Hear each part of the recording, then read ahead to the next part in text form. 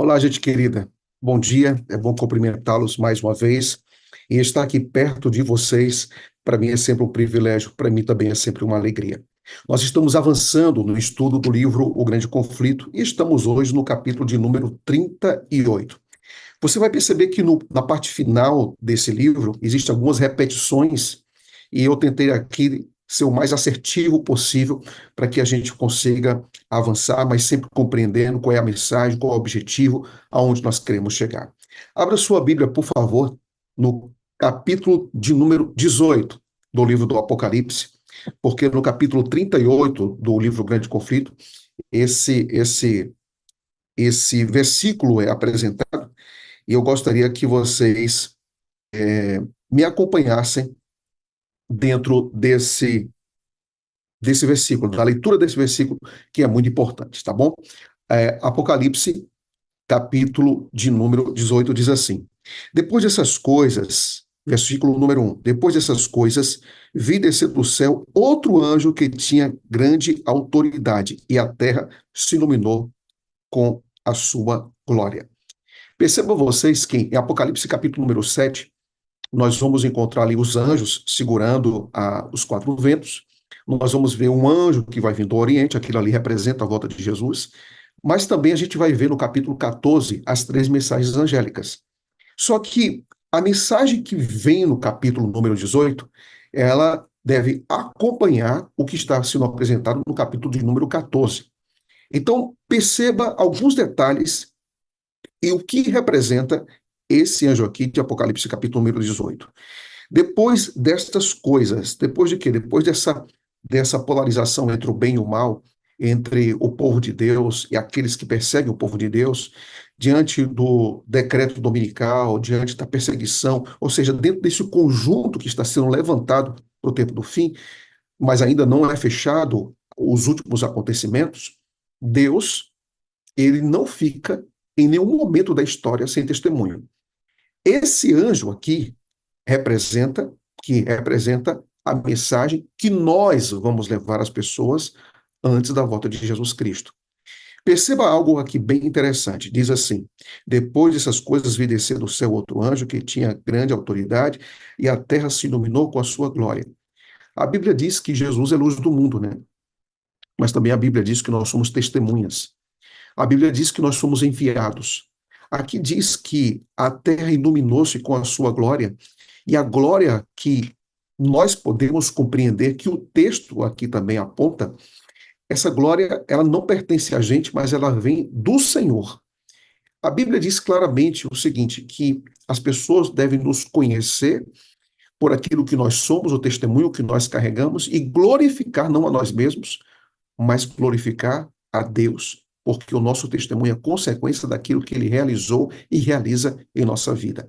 A palavra glória aqui, ela representa Ellen G. White comentando sobre a experiência de Moisés, quando diz ao Senhor: Senhor, eu quero ver o seu rosto, eu quero ver a sua face.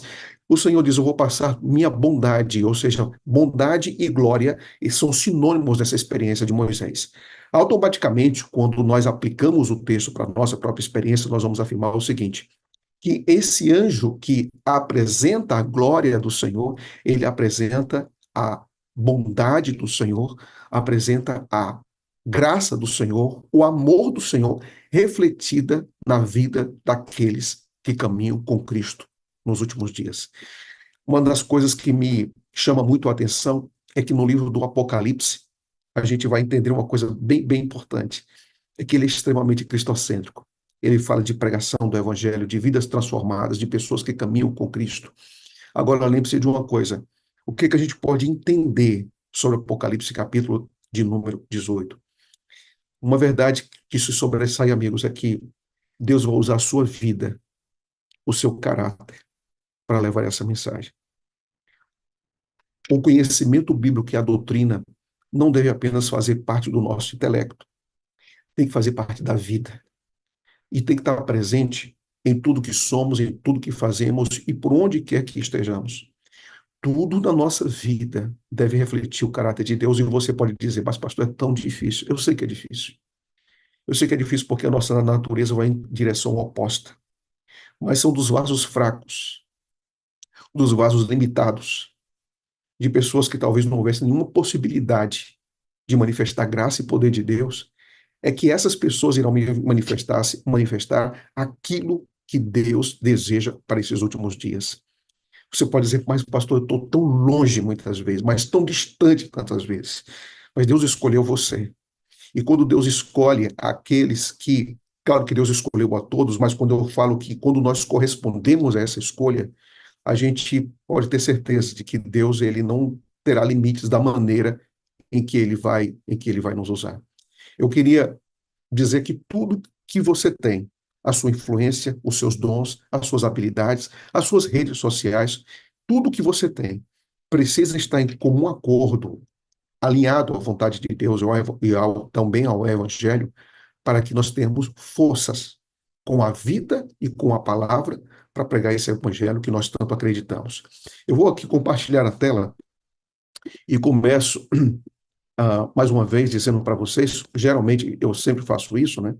Utilizo todos os meios possíveis para pregar o Evangelho. Aí está meu Instagram, Pastor Lucas Alves. Está aí as redes sociais, a rede social Instagram é a única que eu uso.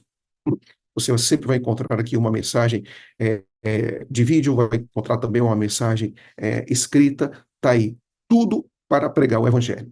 Bom, Ellen G. White diz na página 252 do livro Grande Conflito: pessoas antes entusiasmadas com a verdade usam, olha que coisa interessante, usam seus talentos e sua capacidade de oratória para desencaminhar outros. Transformaram-se nos mais amargos inimigos dos fiéis, que costumavam ser os seus amigos de fé. Esses apóstatas são agentes eficazes de Satanás para deturpar e acusar os guardadores do sábado e incitar as autoridades contra eles. É interessante que quando ela pinta o quadro, ao mesmo tempo que apresenta a glória do Senhor na vida das pessoas que estarão completamente alicerçadas na verdade, ela também aqui apresenta que haverá um grupo de pessoas que estará se apostatando completamente.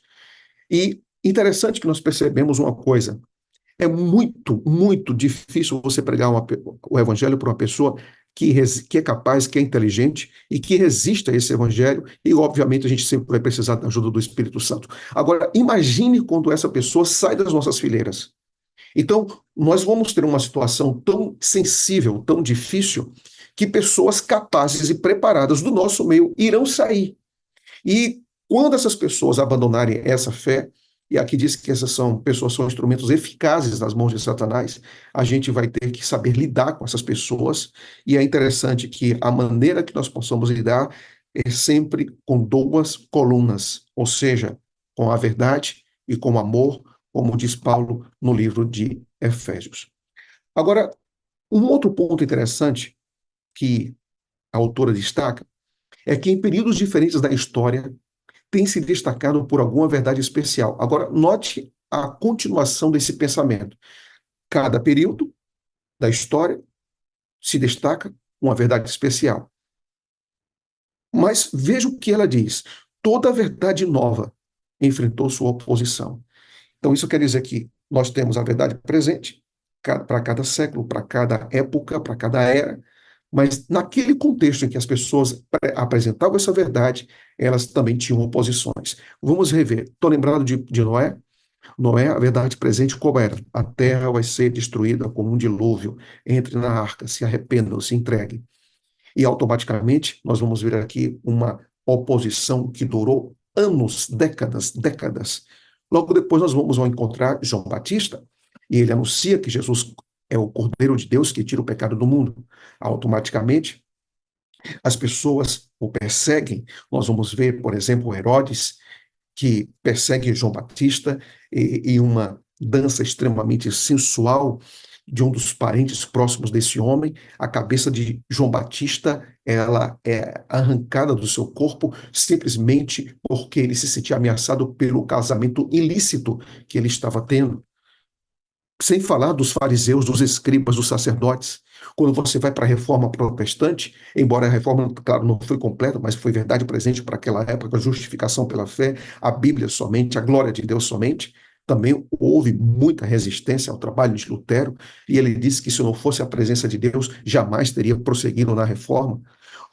Quando nós olhamos para a verdade presente de 1844, de que Jesus Cristo, ele entrou no santuário celestial depois das 2.300 tais de manhãs. Muitas pessoas também resistiram a essa mensagem e automaticamente muitos adventistas foram considerados pessoas que não tinham compromisso com a Bíblia, porque ficavam marcando data para a volta de Jesus Cristo, pessoas que eram completamente desorientadas daquilo que muitos evangélicos pregavam naquela época, porque dizia que a terra era o santuário, porque acreditavam no dom profético, porque acreditavam também que a Bíblia não pregava a mortalidade da alma, não pregava também que a alma que era mortal, não imortal, que também pregava a reforma de saúde. Enfim, a nossa identidade da igreja, da verdade presente, sofreu muito, muito.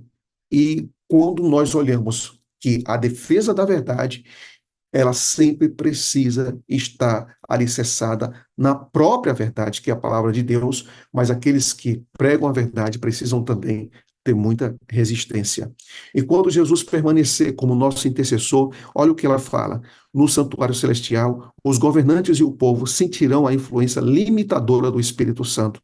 A oposição dos inimigos da verdade será restringida para que a mensagem do terceiro anjo faça sua obra. Ou seja, apesar das perseguições, apesar da resistência, apesar da influência de governantes, ou seja, da igreja e do Estado, que estão unidos nos últimos dias para impedir que o evangelho seja pregado, Cristo, no seu santuário, estará trabalhando a favor daqueles que, em meio à perseguição, em meio à resistência, têm uma obsessão, têm uma paixão na sua vida. E que paixão é essa? Que obsessão é essa? Pregar o evangelho até o último minuto, até o último dia, com uma resistência que só pode ser compartilhada pela pessoa do Espírito Santo. Os últimos dias que nós vamos enfrentar não serão dias fáceis, mas nós temos absoluta certeza que o Senhor, sua vontade e suas promessas prevalecerão nesses últimos dias. Deus não se esqueceu da sua igreja, Deus não se esqueceu de você. Portanto, se a mensagem ela é tão importante para os últimos momentos da história da humanidade, eu preciso vivê-la hoje, eu preciso compartilhá-la hoje, eu preciso ter uma experiência profunda com Deus hoje. Outra citação que me chama muito a atenção, e essa citação diz o seguinte: olha só, o anjo que se une ao terceiro, o anjo que se une ao terceiro iluminará toda a terra com sua glória. E o que significa isso? Lembre-se que Apocalipse 18 está conectado com Atos capítulo número 2 e 3. A obra, perdão, será semelhante à que aconteceu no dia do Pentecostes, ou seja, o que está acontecendo aqui, para dar base bíblica, no capítulo número 18, é uma repetição do Pentecostes, de Atos capítulo número 2. Deus fez cair a chuva temporã no início do evangelho, a fim de fazer a preciosa semente brotar. De igual maneira, derramará a chuva serôdia no fim, com o objetivo de amadurecer a colheita. Eu queria dizer algo para vocês aqui, digo com muita serenidade. É verdade, meus amigos, que os últimos dias serão dias difíceis. É verdade que nós vamos ter, assim, desafios extraordinários. É verdade que nós vamos ver uma oposição que se levanta de forma muito maior do que nós podemos traçar hoje nas nossas especulações do presente. Mas tenha certeza de uma coisa: nunca, nunca as promessas de Deus foram menores do que as dificuldades, as provações, as perseguições, nunca foram menores do que as ameaças. Isso quer dizer uma coisa: nós vamos passar por tempos difíceis, mas as promessas estão garantidas até ao final. Nós vamos ter momentos difíceis, mas as promessas estão garantidas até o final. Deus não abandonou aqueles que dependem dele por completo. E aqui o texto está dizendo que quando você toma Atos 2 e Apocalipse 18, ali nós temos a chuva temporã e depois nós temos a chuva serôdia. Ou seja, nos maiores desafios que a igreja tem, existe suficiente graça para acompanhar aqueles que confiam nas promessas de Deus até o final. Portanto, não olhe o horizonte somente com desespero, com perseguição, com uma espécie de medo, porque a gente tem a absoluta certeza de que as evidências das ações de Deus no passado nos asseguram de que nós temos tudo aquilo que nós necessitamos para o tempo do fim, e a igreja, a verdade, a palavra prevalecerá, porque a palavra final não será daqueles que perseguem e ou daqueles que resistem à verdade. E existe algo mais. Se prepare, amigos. Se prepare. Porque mesmo com oposições e com perseguição, a gente vai ver muita, mas muita gente entrando nessa igreja. Eu acredito nisso, de classes diferentes, de lugares diferentes, de experiências religiosas diferentes, mas adentrando e crendo na palavra de Deus de uma forma muito distinta, de uma forma muito especial. Agora, não se esqueça de uma coisa: a nossa habilidade de empregar não é o requisito mais importante para nos para levar a mensagem de uma forma convincente. Não é a minha capacidade, não é a minha experiência, não são os meus anos de ministério. É a completa confiança de que essa obra pertence a Deus e ao Espírito Santo, que vai nos usar com nossas diferentes habilidades, com nossos diferentes meios, com as nossas diferentes oportunidades, mas ele vai nos usar. Algo que me chama também a atenção dentro desse estudo de hoje e é muito inspirador ler, é o seguinte: a grande obra do Evangelho, diz ela, não terminará com menor demonstração do poder de Deus do que no seu princípio. Isso quer dizer que nós temos garantia de que se a escala do pecado, da resistência, das ilusões humanas, da resistência humana, da promiscuidade humana, será muito elevada antes da volta de Cristo, aqui se está dizendo que nós não vamos concluir essa obra com uma demonstração de poder inferior àquela que houve no Pentecostes. E também diz mais, servos de Deus. Interessante que me faz pensar na construção dessa frase, ela diz o seguinte, servos de Deus. Ou seja, não são pessoas que vivem independentes, não são pessoas que vivem de suas próprias opiniões. Não são pessoas que vivem pensando na sua trajetória espiritual, colocando-se em primeiro lugar e vivendo uma vida cristã completamente superficial. Não, não, aqui está dizendo servos de Deus. Servos de Deus. Pessoas que submetem sua vontade, seus pensamentos, seus desejos ao próprio Deus. Ela continua. Com o rosto brilhará em santa devoção. Correrão de um lugar para o outro, a fim de espalhar a mensagem do céu. E como consequência, milagres acontecerão e doentes serão curados. Quando você toma essa frase, aqui diz assim, servos, rosto, correrão e milagres. Aquilo que Cristo fez em nossa alma precisa estar refletido em nosso rosto. Se ele te deu graça, reflita isso no seu rosto. Se Deus te deu paz, reflita isso em sua vida. Permita que Deus reflita isso em sua vida. Se Deus te deu alegria, deu um novo recomeço, reflita isso em sua vida. Mas aqui diz que a devoção, amigos, não deixa ninguém de braços cruzados. Aqui diz que os servos de Deus correrão. Você sabe o que significa isso? Quem está em Cristo, quem ora, quem busca o batismo diário do Espírito Santo, quem estuda a Bíblia, quem canta, quem faz culto, quem estuda a lição da escola sabatina, não fica de braços cruzados. Assume o compromisso. Assume diante de si, diante das pessoas, o propósito de compartilhar aquilo que essas pessoas acreditam.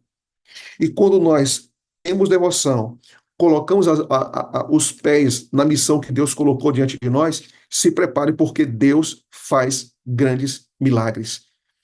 Deus espera de nós duas coisas, irmãos. A nossa devoção e a nossa disposição. Deus não espera de nós uma disposição sem devoção. E nem espera de nós uma devoção sem disposição. eu quero concluir dizendo para vocês que talvez a gente não precise esperar grandes coisas para viver isso hoje. Eu digo assim para os meus colegas pastores, sabe? Se você orar e acreditar na sua oração, você pode ter certeza que Deus vai colocar a gente na sua vida. Pode ter certeza. Não importa se você é aposentado, não importa se você tem igreja grande, igreja pequena, não importa. A sua devoção, ela tem que transbordar para uma disposição em compartilhar o evangelho.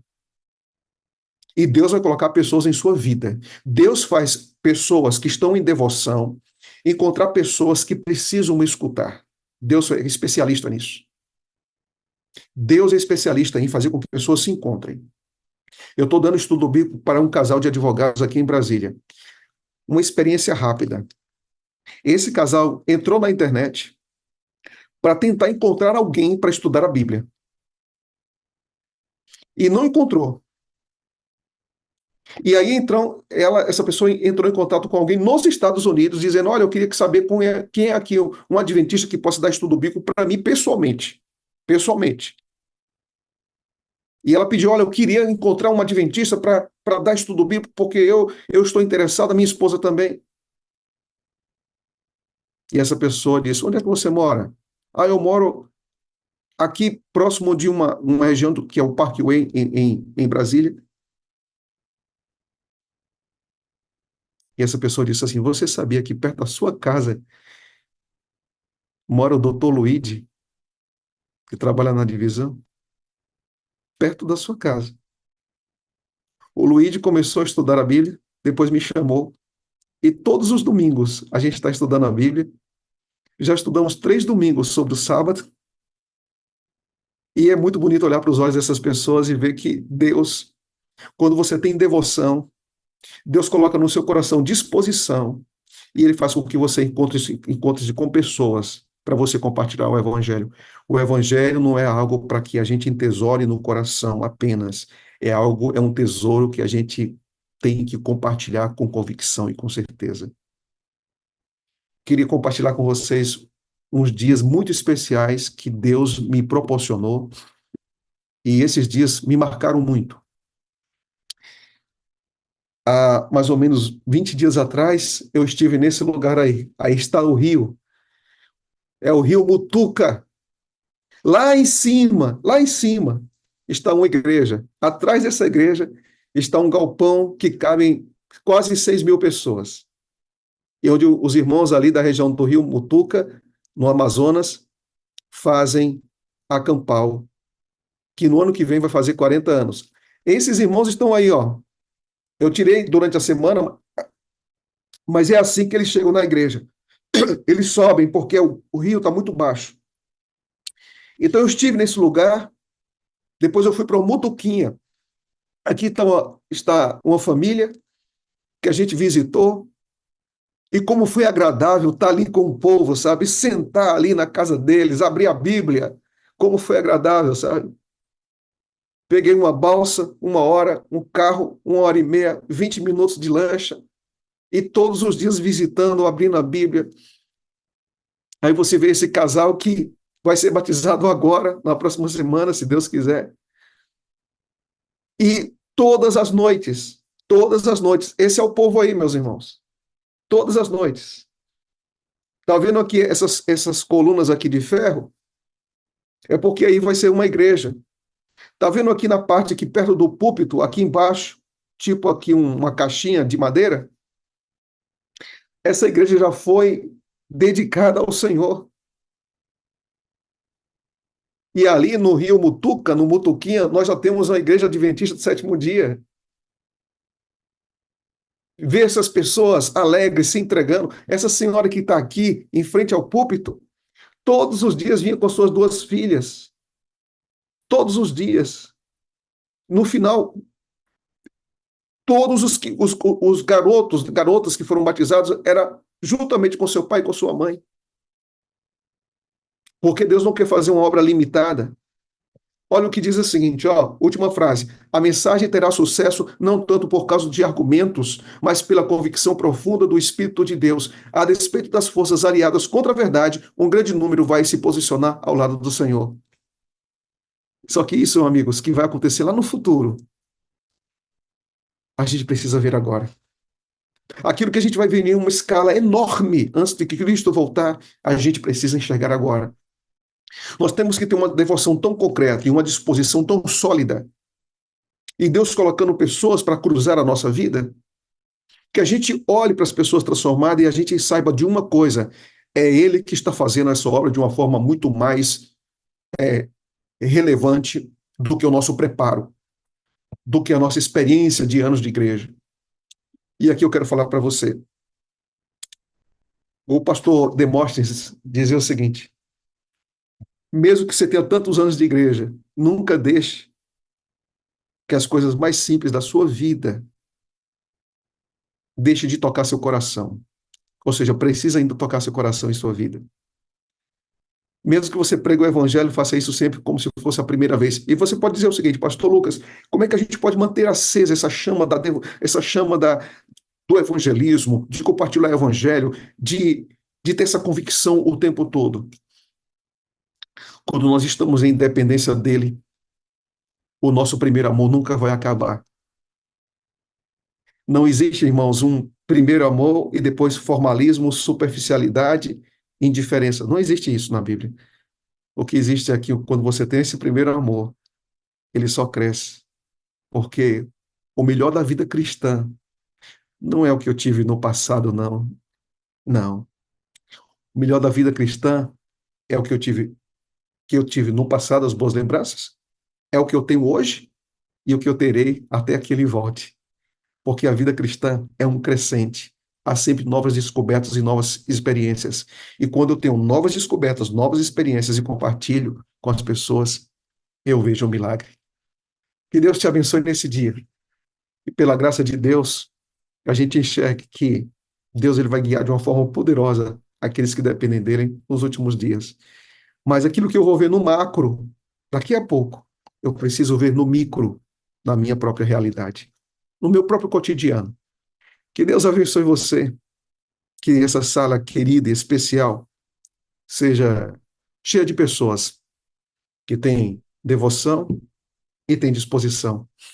Que muitos milagres a gente possa enxergar aqui daquilo que Cristo fez em nós, mas também daquilo que Cristo faz através de nós. Deus quer mãos, sabe? Deus quer essas mãos. Deus quer pés. Ele quer os seus pés. Deus quer boca. Deus quer sua boca. Mas tudo é dele quando o coração pertence a ele. Que Deus te abençoe, que o seu coração seja templo do Espírito. E que, pela graça de Cristo, aquilo que a gente vai ver lá na frente, a gente possa enxergar pouco a pouco ao nosso redor hoje. Você crê nisso? Levanta a mão e diga: eu creio, pastor, eu creio. Eu creio nisso aí. Eu creio nisso aí de coração. Eu creio nisso aí. E quero viver a missão hoje. Se a minha devoção ela é profunda, a minha missão será real. Se a minha devoção ela é profunda, a minha missão será real. Feche os olhos e vamos buscar a Deus em oração. Bom Deus e bom Pai. Assim estamos começando o dia estudando o capítulo 38 do livro do Grande Conflito. O anjo que ilumina a terra com sua glória. São os crentes que refletem a bondade, o amor de Deus. Nos ajuda, ó Deus, a termos uma devoção profunda. É verdade que muitos deixarão essa igreja. É verdade que a oposição vai se levantar. Mas também é verdade que muitos entrarão. É verdade que nós teremos força suficiente para chegar até a tua volta, porque o Senhor nos conduzirá de forma profunda e sincera até o último dia. Nos ajuda, Senhor, a acreditar que a obra do Espírito Santo não vai cessar em nossa vida, não vai parar. E nos ajuda a enxergar que nós somos instrumentos que não acreditam apenas naquilo que vai acontecer lá no futuro, as grandes obras, as grandes manifestações, mas que a gente, ó Deus amado, nós queremos ser participantes, protagonistas nos dias atuais daquilo que o Senhor quer fazer no futuro. Que o Senhor nos abençoe e toma conta dessa sala querida, a cada homem, a cada mulher, a cada família. Que a tua graça, que é suficiente para nós, habite em cada coração hoje, em nome de Jesus Cristo. Amém. Gente querida, Deus abençoe vocês. É um prazer, mais uma vez, me despedir de vocês. E se Deus quiser, amanhã, nesse mesmo horário, um pouco mais cedo, a gente se encontra aqui. E continue lendo o Grande Conflito, que você seja alimentado por esse livro, que é tão inspirador e tem um lugar muito especial na história dessa igreja e na mensagem final que devemos compartilhar com as pessoas. Deus abençoe vocês e sabe que eu amo vocês. Vocês estão aqui no meu coração. Ore por mim, por minha família e um forte abraço. Obrigado, meu pastor. Muito obrigado. Deus o abençoe. Amamos o Senhor também, precisamos do Senhor para ser feliz. Você é parte visível de Deus e acredita mais em Deus que o Senhor existe, viu? Muito obrigado, pastor. Pronto. Pastor. Bom dia, irmã Neia. Bom dia, com alegria. Bênção, né? Irmã Neia, antes de nós orarmos, cumprimenta a sala só para eu poder também. Fala aí alguma coisa, dá um cumprimento para a sala, só para eu poder ver, ouvir o seu áudio aqui, ver se está ok. Se está bem? Bom dia, povo de Deus. Bom dia, Sala 57. Tá Bom dia com bom, muita... nesse tom aí tá bom, tá dando para ouvir bem, pelo menos para mim aqui, né? Qualquer coisa, aquele que está, algum moderador, qualquer situação, vai me dando um feedback aí. Irmã Neia, obrigado, tá, por aceitar aí o convite, obrigado por estarmos aqui. Vamos ter um momento aqui para falarmos um pouquinho como Deus tem conduzido a sua vida, como que foi a sua história. Antes, porém, nós vamos fazer uma oração pedindo a bênção de Deus, né, para esse momento tão importante. Vamos orar? Senhor nosso Deus, Pai querido, mais uma vez aqui queremos clamar ao Senhor para que o Senhor coloque a tua mão, a tua bênção, o teu cuidado também nesse momento. A irmã Néia estará aqui conosco e ela vai contar um pouquinho, Pai, como o Senhor tem trabalhado na vida dela, como o Senhor a resgatou, como o Senhor tem amado e tem guiado. Por isso, Pai, que o Senhor nos ajude nessa hora. Que tudo seja feito para a tua honra e para a tua glória somente, Senhor. Que o ser humano aqui fique de lado e que o Senhor seja exaltado. Dirija todas as coisas aqui, conforme a tua santa e bendita vontade. É o que te pedimos em nome de Jesus. Amém? Amém, graças a Deus. Muito bem, Manéia. Que bom, nós estávamos juntos aí, né, na segunda-feira, né? E Verdade, aqui, pastor. e aqui estamos novamente. Então, Manéia, vamos lá então. Primeiro, né? A gente viu aqui, você contou um pouquinho para nós aqui a sua história de vida, né? E é muito interessante quando a gente começa a ver e ouvir a história de vida, porque a gente, às vezes, nasce em um berço e que talvez, se a gente olhasse para trás, pensa assim, puxa, eu escolheria, né, ter um contexto diferente. Mas a gente, Isso. criança, a gente não escolhe, a gente vai vivendo, né? E você conta que você teve um contexto de nascimento, de crescimento que não foi fácil, né? A família com muitas turbulências, muitas situações, né? Seus pais foram casados por 35 anos, né? E esse tempo todo, muitas situações você guarda na sua memória até hoje. Eu queria que você contasse um pouquinho para nós, de como foi esse momento da sua vida. Pastor, minha mãe e meu pai, eles se casaram, né? Eles, na verdade, se juntaram na época. São do interior daqui de Pernambuco mesmo, de Vitória de Santo Antão. Eles eram de lá. E meu pai e minha mãe começaram a namorar, mas eles não se gostavam. E eles acabaram nesse ir de volta e acabaram se juntando, indo morar junto.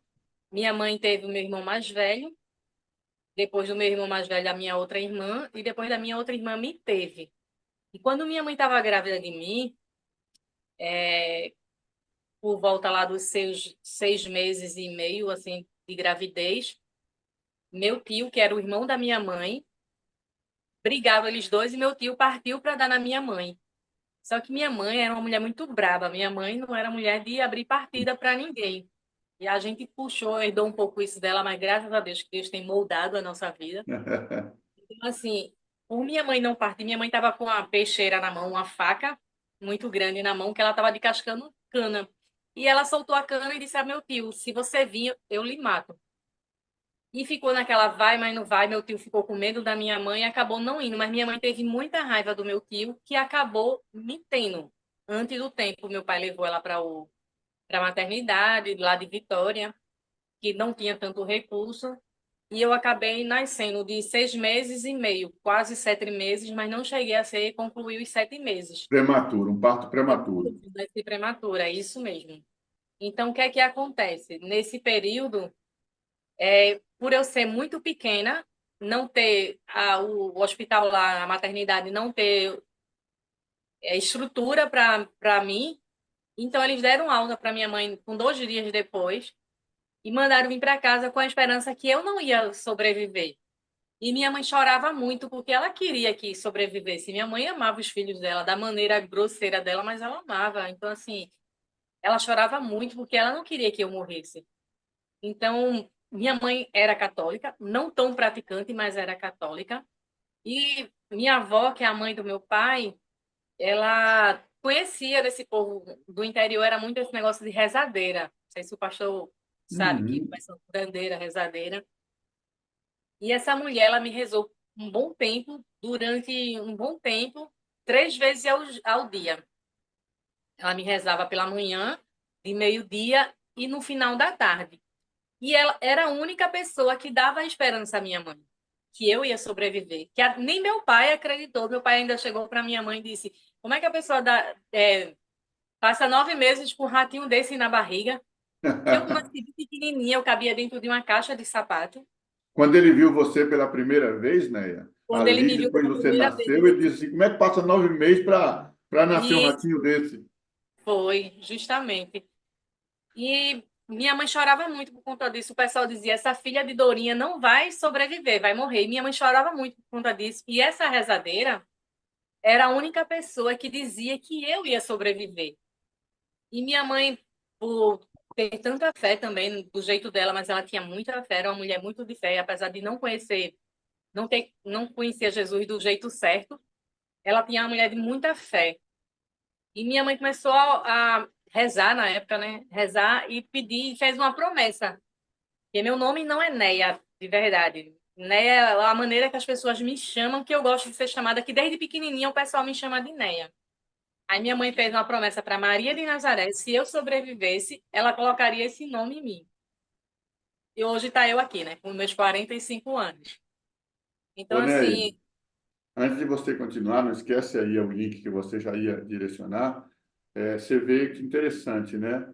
Como, quando a gente fala aqui na sala, a gente fala assim, nós precisamos ter o amor incondicional, que é o amor de Deus, isso. né? E aí, assim, ó, porque o amor de Deus é um amor incondicional, veja, você conta aí a sua história e você vê que as pessoas vão buscando e fazendo meios que hoje, estudando a Bíblia, não são os meios que Deus usa, não é a forma que Deus trabalha, mas na sinceridade da sua mãe, era isso que ela conhecia.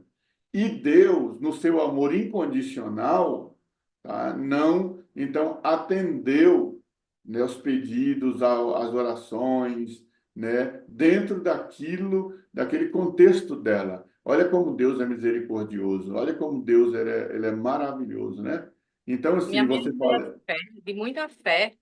exato, né? E E, Deus abençoou e você está aí contando a história, né? Vamos isso, lá. verdade, pastor.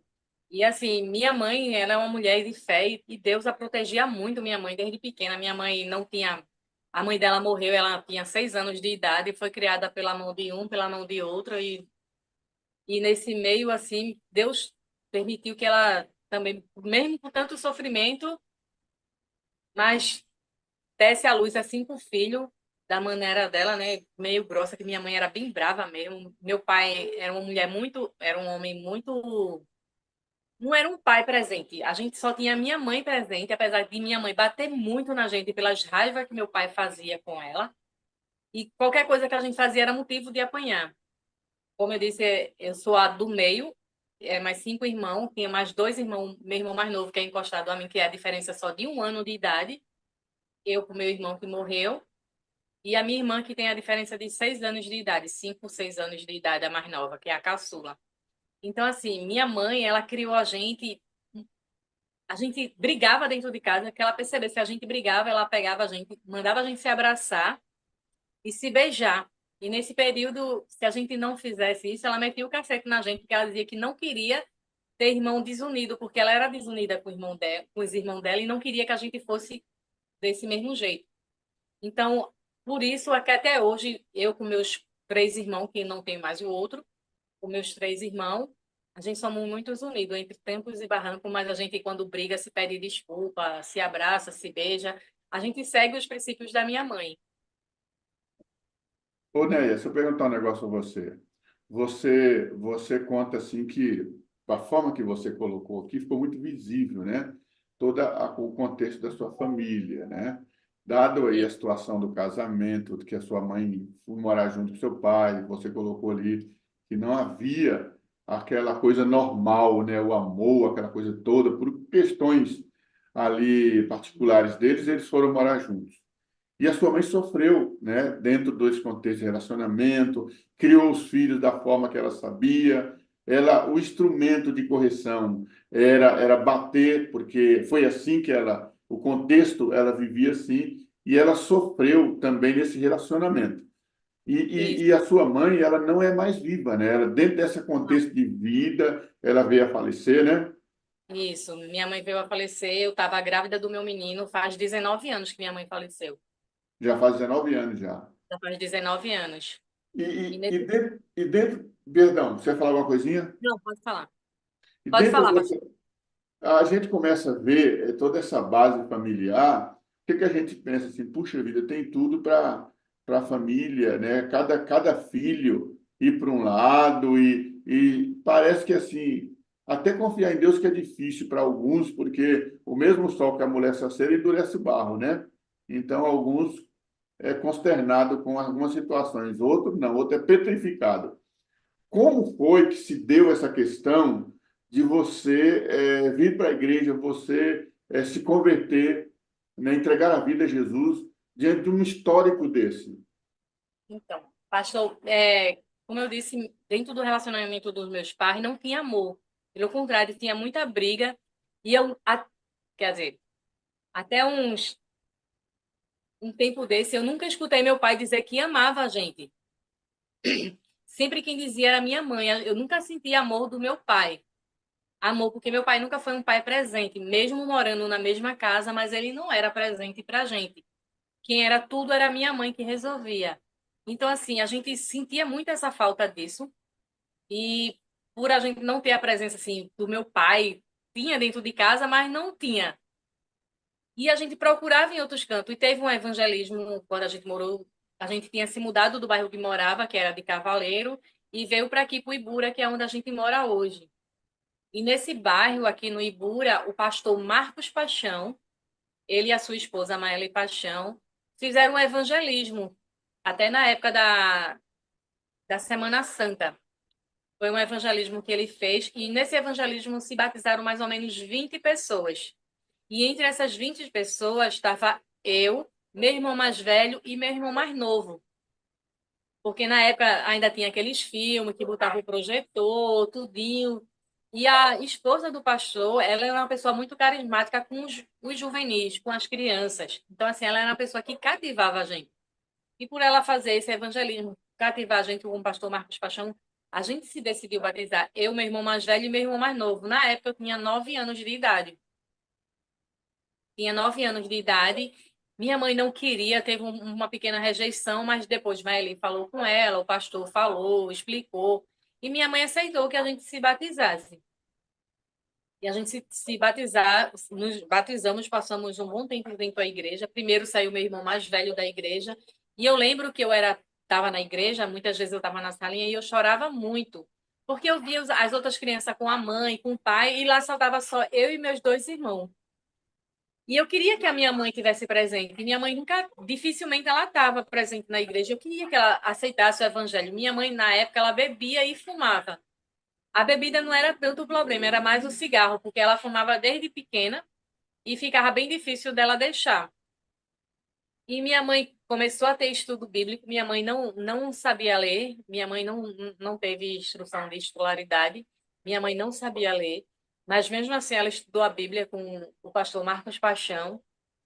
Ele estudou a Bíblia que a minha mãe explicava, tinha toda a paciência do mundo. Então, minha mãe entendeu. Depois, quando eu estava na igreja, mais ou menos por volta de meus 10 anos, 12 anos, minha mãe se batizou. Quando minha mãe se Sim. batizou, ficou um pouco melhor para a gente. Porém, teve um problema. A gente fazia parte de uma igreja grande, que é a central daqui. Hoje é a igreja central daqui do Ibura.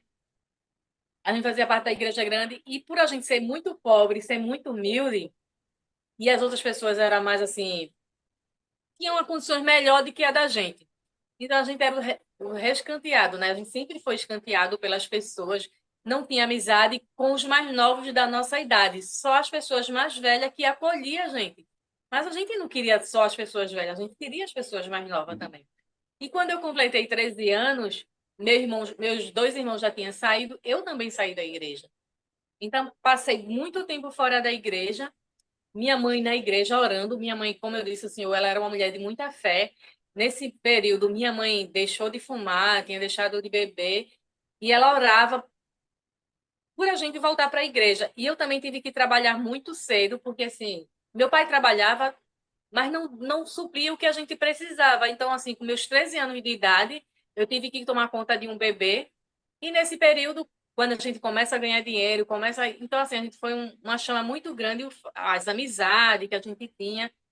E eu não quis mais saber da igreja. Mesmo minha mãe forçava, minha mãe não deixava a gente usar brinco, minha mãe não deixava a gente usar batom, nem usar roupa depravada. Ela dizia, você não vai, não tá na igreja, mas também não vai andar desse jeito. E a gente brigava muito, ainda escondida, a gente bebia, a gente saía, mas sempre teve hora de chegar em casa, Ô, porque se Néia, não fosse no horário. você fazendo só um feedback aqui, né? Acho que é importante isso aqui. Você conta assim, você estava na igreja, era uma pré-adolescente, hoje nós temos já esse termo pré-adolescente, né? Isso, E a sua mãe não estava, então isso causava uma certa tristeza e tudo mais, mas de alguma maneira Deus foi trabalhando, né? E a sua mãe veio para a igreja também, ficou melhor, mas tinha essa sensação, parece que não estava completo. Por quê? Porque de alguma maneira você sentiu uma certa exclusão social ali por pessoas da mesma idade e isso, você não queria isso. Acontece também que você chega a contar que nesse meio período também tem uma transferência de pastores, né? E aí o pastor que vocês tinham mais amizade, que é, né, o casal aí paixão, né? Aí vocês foi uma têm mais questão de amizade, ele sai de cena, ele sai do distrito e chega um outro. E assim, é natural, viu, né? Até ouvi o seu áudio, mas assim, já dando esse feedback, é até natural que isso mude mesmo, né? Porque o outro não conhece, né? O outro não isso, conhece todo mundo, não sabe quem precisa mais, quem precisa menos. Então, é preciso de um tempo, né, para voltar, talvez, um certo relacionamento das suas ovelhinhas com o novo pastor. E nesse isso, período aqui, logo em seguida, você sentiu também esse outro, né? Podemos dizer assim, essa outra dificuldade, porque agora não era só a igreja, não era só os coleguinhas da mesma idade. Agora, o casal pastoral que apoiava, que trabalhava no discipulado com vocês, foi transferido e o outro não tinha essa ligação, não tinha essa aproximação mais.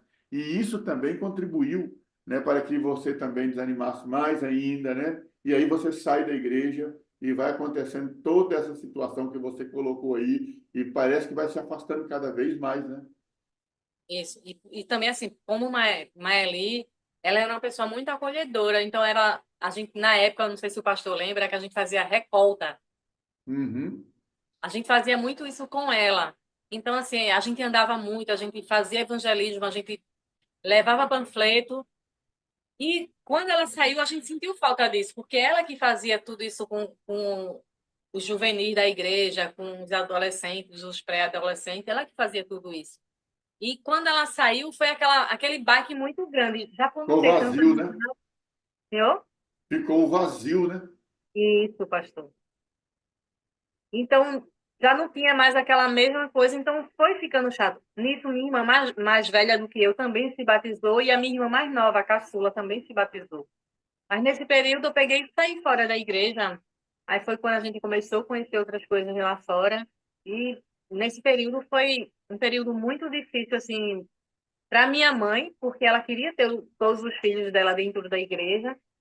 E por a gente não estar mais na igreja todos 5 filhos dela, só tinha agora 2, que eram as minhas 2 irmãs, e nós 3 estavam fora, e eu era uma menina que eu nunca levei desaforo para casa. Eu rebatia, eu respondia muito à minha mãe, eu apanhei muito, minha mãe bateu muito em mim porque eu respondia a ela. Hoje eu sinto o peso disso. Eu respondia, quando a gente tem filho, né, ela dizia, você vai ter filho, você vai pagar tudo isso que você fez. Então, assim, eu era uma criança assim que eu nunca levei desaforo. Falasse, eu respondia assim, embora que eu apanhasse. E nesse período, minha mãe, por ela não querer, a gente não estava dentro da igreja, mas ela não queria que a gente fizesse aquelas outras coisas as pessoas do mundo fizessem. Então a gente apanhou muito por causa disso, porque dentro de casa eu não fazia, mas fora eu fazia. Quando eu completei meus 15 anos, meu marido hoje, eu namorei com ele no passado. Ele era meu namorado, mais ou menos com meus 15, 16 anos eu namorava com ele. E minha mãe não queria, porque meu marido na época tinha cabelo grande, usava brinco, e ela dizia que isso não era coisa de homem direito, isso era coisa de maloqueiro, de pessoas que não era certo. E eu sempre fui desaforada. Eu dizia, mãe, se a senhora não deixar eu namorar com ele em casa, eu namoro escondido, vai ser pior. E até melhor, porque escondido é mais gostoso. Eu sempre dizia isso para ela. E ela reclamava muito comigo, me batia. Meu irmão mais velho, ele tinha muito ciúme de mim. Acho que de todas as irmãs, ele era que eu era, a gente era muito apegado, eu sou apegada a todos os meus irmãos, mas uns mais do que o outro. E meu irmão mais velho, quando me via namorando com o Ciro, ele chegava em casa e dizia a minha mãe. E eu apanhava por conta do meu namorado. Apanhei muito por conta dele. E eu dizia, se a senhora não deixar, vai ser pior, porque eu sempre vou namorar na rua. E se ela me pegasse, na época eu tinha os cabelos grandes, ela me puxava pelos cabelos, ela me batia na rua, mas eu não queria saber, eu namorei. Então, assim, a gente acabou se separando, eu e meu namorado, meu marido, que é hoje, a gente acabou se separando. E foi na época que eu recebi uma proposta de trabalho em São Paulo, em Santo André, no ABC Paulista. Acabei indo para lá. Passei 2 anos em São Paulo, trabalhando, mas sentia muita falta da família. Então, assim, foi 2 anos para mim, foi muito ruim, porque mesmo de eu ser tão assim, mas a gente sempre foi uma pessoa muito família. A gente era unido com a família. E eu sentia muita falta da minha mãe e dos meus irmãos. Do meu pai nem tanto, porque meu pai nunca foi presente. Mas minha mãe, mesmo com ela bater tanto na gente, mas a gente queria sempre estar junto. Então, por esse período, eu passei 2 anos em São Paulo. Aí teve uma época que eu não gostei mais, entreguei o trabalho lá e vim para casa. Voltei E esse para casa. período, Néia, esse período todo que você lá e depois você vem para São Paulo, depois volta para sua terra, esse período todo você está afastado da igreja. Está afastada Afastada da da igreja. igreja. Tá. Só minha mãe orando É, para que a gente voltasse. como diz a história lá, vai de mal a pior, né? E só ladeira abaixo, pastor. Aí voltei para Recife, voltei para aqui para Recife, e nesse período, quando eu voltei, minha mãe não me prendia mais, porque mesmo a gente era muito preso, eu tinha a hora de chegar em casa, no máximo 10h30, estourando 10h30. Se eu passasse desse horário, minha mãe botava de castigo, a gente não saía no outro dia, nem no outro final de semana. E quando eu voltei de São Paulo, minha mãe não me segurou mais, assim, não tinha mais horário para chegar em casa. Eu chegava já, eu saía à noite, logo cedo da noite, chegava no outro dia ou com 2 dias depois. Começava a ir para as baladas, bebia muito, gostava muito de pagode. Já comecei a usar roupa que não era do agrado da minha mãe, não era do agrado da minha mãe. Comecei a usar roupa muito provocante. Não a parte de baixo, porque eu era muito magra, eu me sentia muito vergonha, mas da cintura para cima, eu andava muito de top, muito e gostava muito de calça de maloqueiro, folgada. E minha mãe não gostava disso. Então, assim, minha mãe orava muito, mas ela já não me segurava mais. Aí eu comecei a trabalhar aqui em Recife, aí saía na sexta, voltava. Se eu não voltasse no sábado, só voltava na segunda-feira depois do trabalho. E minha mãe, isso se aperreou muito, minha mãe chorou muito. Eu me arrependo muito por isso, porque se não fosse, que poderia ser tudo diferente na minha vida. É, Mas você saiu da igreja e você foi assim, cada mês, cada ano que foi passando, você, vou usar a expressão aqui, tá só para poder fazer, você foi se tornando mais rebelde. isso, mais Cada rebelde, ano que pastor. passava, você foi se tornando mais rebelde, foi se afundando mais, né? É, você chega a contar que a amizade do mundo foi te arrastando cada vez mais. Você começou a beber bastante, né? E foi essa vida que você foi tocando, né? Isso, pastor. Bebia muito, namorava muito, daí para Ia para lá. as baladas. Isso. Bebia muito, não quis mais namorado fixo, numa época a gente só ficava. Então, assim, ia para balada à noite, mas quando eu completei mais ou menos meus 20 anos de idade, meus 21 anos de idade, eu creio que as orações da minha mãe, isso já foi me incomodando dentro de mim. Eu acho que é esse o caminho, não é isso? Isso, Isso porque foi você me disse que em algum confundindo. momento, porque você disse que nesse momento aí você estava indo sua balada e tudo mais, eu acho que é mais ou menos essa idade, e aí essa incomodação, você sentiu o Espírito Santo falar com você, né?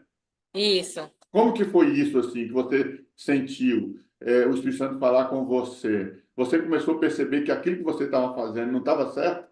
Não dava certo, pastor, porque assim, eu conhecia a verdade.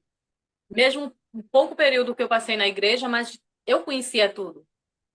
Como eu falei, Maeli Paixão foi uma mulher muito presente nas nossas vidas.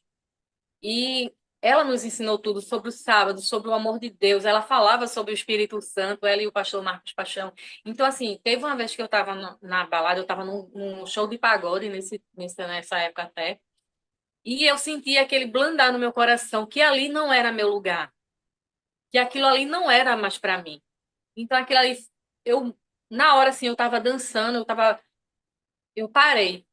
Gelei na hora assim, as minhas amigas que estavam perto perguntavam o que foi, né? O que foi que aconteceu? Eu não, aí eu disse para ela, eu não estou me sentindo bem. Eu quero sair daqui, eu quero ir me embora. Ela fez, mas né, tá tão bom, agora que tá ficando melhor. Eu disse, não, mas eu quero ir me embora, eu quero ir me embora. Aí ela fez, então tá certo, a gente vai embora. A gente veio e aquilo ali foi passando dentro de mim e cada vez foi ficando mais forte. Sabe, pastor, você tá em meio à multidão e tá se sentindo só? Teve um período da minha vida que eu não vou contar aqui, que aconteceu comigo, que foi onde me entristeceu mais e foi onde eu me afundei na bebida. Que eu fiquei um período bem. Ainda tentei tirar até a minha própria vida, mas pela honra e glória de Deus, Deus não permitiu. Fiquei aqui, então foi onde eu me afastei. E eu não me perdoei por conta disso. E eu achava que Deus também não me perdoava. Aí acabei me afundando mais ainda. Era tanto, pessoa, eu bebia tanto, que não era todo homem que conseguia beber comigo. Porque eu bebia e não ficava bêbada. E eu bebia muito. Teve uma vez que um rapaz já fez uma aposta que ele pagaria 2 viradas de cerveja se eu bebesse e não ficasse bêbado. Eu disse, só 2, você pode pagar até 3. E isso aconteceu. E eu não fiquei bêbada. Ele disse, vocês, né, isso não é, vocês não são gente, não. Ele falou até uma expressão lá que a gente não era, que foi eu e minha outra amiga. E isso cada vez foi me aprofundando. Por eu me aprofundar muito na bebida, nunca procurei droga, nunca coisa nada, porque assim, o ensinamento que a minha mãe teve, mesmo meu irmão mais novo se envolvendo com isso, mas ela sempre nos ensinou que isso não era bom. Ela falou sobre as drogas, mas não sobre a bebida, que era tão ruim quanto, mas por não ser ilícita, ela não teve talvez tanto. Então isso me afundei cada vez mais e chegou um momento da minha vida que aquilo ali já eu estava com um vazio tão grande dentro de mim que nada preenchia bebida, namorado, festa, nada preenchia esse meu vazio. E eu estava indo para casa de uma amiga e até beber com ela nesse dia. E eu cheguei assim, foi uma noite, eu olhei para o céu e disse: Senhor, eu não aguento mais essa vida, isso aqui não é para mim. Eu sei que o Senhor tem algo melhor para mim, mas o Senhor sabe que eu não consigo. Eu já tentei querer deixar isso aqui, e o Senhor sabe que eu não consigo. Então, assim, me ajuda, me dá um meio. Talvez se o Senhor me der uma família, me der alguém na minha vida, talvez eu possa mudar. E eu possa sair dessa vida que eu levo, porque eu não quero mais, eu não aguento mais essa vida. E fui para casa da minha amiga. E nisso Deus foi trabalhando na minha vida. Chegou um momento que foi até um dia de finado, quando eu estava com meus 24 anos. Nesse dia a gente tinha bebido bastante, tinha vindo umas amigas para minha casa, e a gente tinha bebido bastante. E nesse período, a gente foi levar outra amiga que morava no bairro perto, e a gente foi andando. Em todos os bares a gente parava. E teve um que a gente parou, na UR2, foi onde eu reencontrei meu marido. Eita, conheço esse menino. Ele também, na época, não, nunca foi cristão, ele não conhece, até hoje meu marido ainda não é, eu peço desde já que vocês orem por ele. É Ciro o nome dele. Eu reencontrei meu marido e a gente se reencontrou, ficou junto e a gente foi ficando e está até junto hoje. Nesse período, eu gostava dele porque ele foi um dos meus primeiros namorados e eu gostava muito dele. Quando a gente se separou, não foi bem o que eu queria. Foi por isso que eu aceitei ir para São Paulo também. E quando a gente se encontrou, a gente acendeu aquela chama, mas só que a vida tinha mudado, muitas coisas tinham passado sobre nossa vida. Ele tinha casado, ele tinha 2 filhos, e não, mas não estava mais com a esposa, ele já tinha sido casado, tinha 2 filhos. Inclusive, no dia que eu encontrei ele, ele tinha ido deixar os filhos dele na casa da mãe, dos meninos, e estava voltando para onde ele morava, em Olinda. E a gente se encontrou e foi ficando, e acabou a gente indo morar junto. E o meu marido, muitas vezes, a gente está junto e às vezes ele me deixava em casa e saía. E eu já não tinha mais aquele ânimo tanto de sair como eu fazia antes. E ele saía e ele bebia também, ele bebia bastante. E eu fiquei, meu Deus, isso aqui não é vida para mim, não. Não foi isso que eu te pedi, não. Eu te pedi uma coisa diferente. E quando eu ia deixar meu marido, eu descobri que eu estava grávida. E Quer por eu dizer, estar você estava, a situação não estava legal, você estava pensando já em separar, aí você descobre que estava grávida. Antes de descobrir você que estava prosseguir aqui, desse ponto da gestação, vamos fazer uma breve recapitulação aqui. Olha, para a sala aqui, talvez alguém que entrou logo aí depois, então veja, você nasce, tem uma família conturbada, uma situação que não é legal, né? Você chega um momento da sua vida, tá? Que você tem um contato com o Evangelho, você e seus irmãos são batizados, mas seus pais não. Vocês estão na igreja, estão ali sendo bem acompanhados pelo casal pastoral, sai para fazer recolta, tá? Sente a falta, lógico, dos pais, da mãe em especial ali com vocês, mas está indo. Só que vocês estão indo, mas sente aquele desamparo, aquela situação por conta da faixa etária e alguns colegas não dão a atenção, talvez, necessária que vocês precisavam. A sua mãe vem para a igreja, o pastor muda, transferência pastoral, vem aqueles desânimo, né, porque aquilo continua e você sai da igreja, né? Veja como a vida ela vai dando algumas voltas, né? Você vai para a igreja, mas você sai. E quando você sai, no início você ainda tem aquele comportamento, aquela situação, a mãe fala, você obedece, depois você vai jogar meio que por alto e vai fazer aquilo que você acha melhor e você vai afundando cada vez mais na bebida, no uso de roupas, né, como você usou a expressão, mais provocantes, mais curtas, mais expostas, né? E vai entrar para balada, enfim, vai fazer aquilo que você acha que deve ser feito e você vai caminhando nisso. E o interessante é disso, viu, irmãos? Olha só, Deus nunca deixa a gente. A gente pode até deixar Deus, mas Deus nunca deixa a gente. É num lugar improvável, é num lugar onde muitas pessoas com a mente super conservadora falam assim, não, Deus não vai falar com uma pessoa nesse lugar.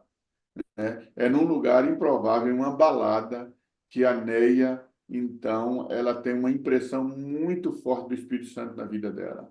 Olha, esse lugar não é para você. Não foi isso que eu ensinei para você. Né? Isso não vai te dar nenhum futuro. E ela, então, a incomoda de tal maneira, sai dali, chama a amiga fala, não, mas agora é o melhor momento. Não, não, eu quero ir embora, sai, vai embora daquele lugar, porque aquele vazio ainda continua. Ela se entrega à bebida, ela vai para farra, para balada, sai aqui, sai ali, mas aquele vazio ainda continua lá. Sabe por quê? Porque esse vazio ele tem um molde certo, não é qualquer coisa que encaixa nesse vazio. Esse vazio é só Deus que preenche, só Deus que preenche. E aí a vida dela, ela vai tendo essa percepção, o Espírito Santo vai trabalhando. Em um momento ela clama a Deus, eu não quero ver nessa vida, muda a minha vida, faz com que talvez alguém entre na minha vida para tá me ajudando nisso. E aí você encontra lá do passado, né? o seu namorado lá do passado, e aí dá um pouquinho mais de sentido, você vai ter voltar esse relacionamento, dado as circunstâncias, você mora junto, vai morar junto, fica aí daqui a pouco você vê que ele também já tinha a situação que você não queria para você, né? Ele não queria para você, aí você fala, não, mas isso eu já faço. Eu imagino que você deve ter pensado, eu já saí disso. Então, quer dizer, isso, e aí você decide, não, vou separar. Aí você descobre que está grávida. E aí, quando você descobre que está grávida, aí você repensa, né? Você repensa e aí as coisas continuam. Isso, pastor, porque assim, eu sempre botei na minha cabeça que se eu engravidasse de alguém, eu ia viver com essa pessoa, mesmo sendo bom ou não o relacionamento, mas eu ia conviver com essa pessoa. E assim, eu digo que meu filho, ele foi projeto de Deus, porque eu me cuidava. Porque eu me cuidava, eu tomava remédio, eu fazia tudo certinho. E meu filho, eu digo que foi para realmente que Deus permitiu que eu engravidasse dele. A gente não entende o trabalhar de Deus e a forma que Deus trabalha, mas ele é como aquele, tudo coopera para o bem daquele que ama a Deus. Então, assim, Sim, Deus permitiu que eu engravidasse para que, através do meu filho, minha vida e a do meu marido também fosse mudada, porque o nosso filho mudou a nossa vida totalmente. Aí, quando eu engravidei, meu marido, como até hoje, ele trabalha viajando. Só que antigamente ele viajava na segunda e chegava na sexta noite ou no sábado. E por ele trabalhar sempre viajando, eu ficava, ou eu às vezes ficava na casa da minha mãe, que era no Ibura, e quando ele estava perto de voltar na sexta-feira, eu ia para Olinda, que é um bairro bem distante que a gente tem aqui um do outro. Mas eu trabalhava a semana toda. Aí, quando eu largava, eu vinha para casa da minha mãe. Dificilmente eu ia para casa, porque na casa que a gente morava, não morava só eu e meu marido. Tinha um irmão do meu marido também que morava lá. O irmão do meu marido morava com a gente e muitas vezes não ficava. E quando chegava no final de semana, que era para a gente ficar junto, meu marido começava a beber. E tinha a família dele lá de Olinda que ficava dentro da casa da gente, bebia. Era muito incômodo. A gente não tinha privacidade dentro de casa. Pelo menos eu não tinha. Para meu marido estava tudo bem, porque era a família dele. Era ele, como ele dizia, que se ele faltasse, o pessoal estava ali para dar para ele. E quando eu descobri que eu estava grávida, que eu queria sair dali, que eu descobri que eu estava grávida, eu fui obrigada a aguentar. E por eu ser obrigada a aguentar, eu sempre fui falando com Deus, mesmo depois desses episódios, eu comecei a sentir a sensação mais de Deus mais perto de mim.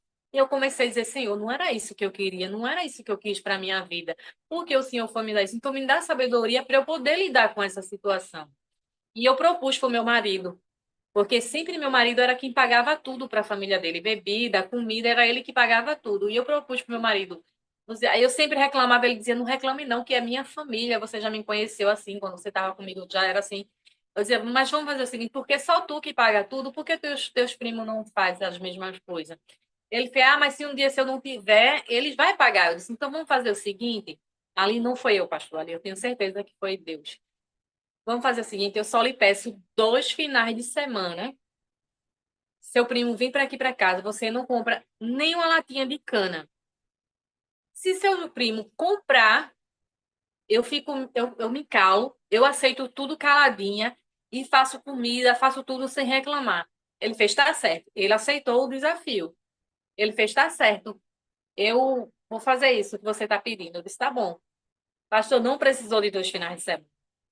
Só precisou de um final de semana. Ele chegou, ele se segurou para não comprar bebida. Ele olhava para minha cara e dizia, não vai comprar. A gente fez o acordo.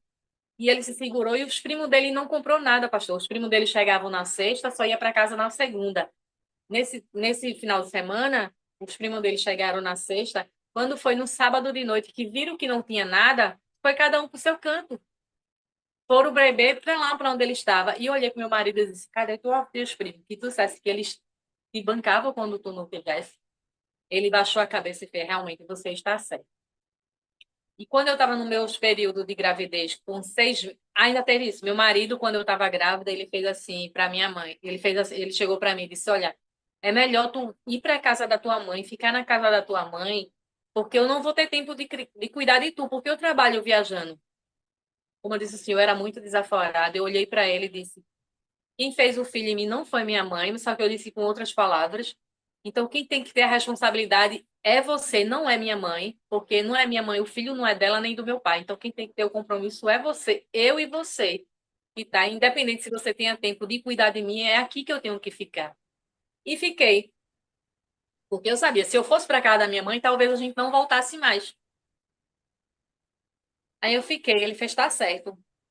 E nesse período minha mãe ficou doente, minha mãe teve cirrose, e cirrose é câncer no fígado, que minha mãe teve. Minha mãe passou internada por um bom tempo. Minhas irmãs e meu irmão mais velho ficavam com ela durante a semana. Por eu trabalhar a semana toda, eu só ficava com a minha mãe nos domingos, que era a minha folga, que eu ficava com a minha mãe. E foi um período assim bem difícil da vida, porque minha mãe era uma pessoa assim, a gente amava demais minha mãe, mesmo com ela sendo brava, e depois que ela entrou no evangelho, minha mãe mudou completamente. Minha mãe chegou a pedir perdão para a gente, porque não era a maneira que ela queria ter criado a gente, ela queria ter criado diferente. Mas foi a maneira que ela conhecia, a maneira que ela achava certo de ter criado a gente.